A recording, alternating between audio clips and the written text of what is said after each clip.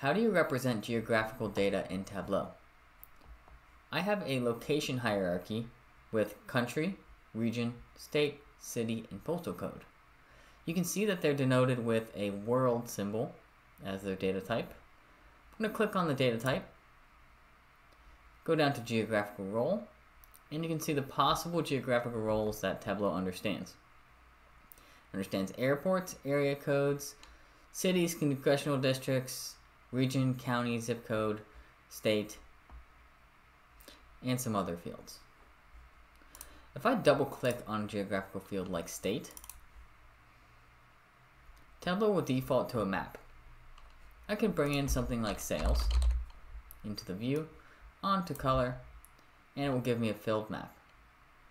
If I keep adding more data in the hierarchy, like city, my data will get even more disaggregated. So now I have a map of each city in the United States and the amount of sales. Hope this helps.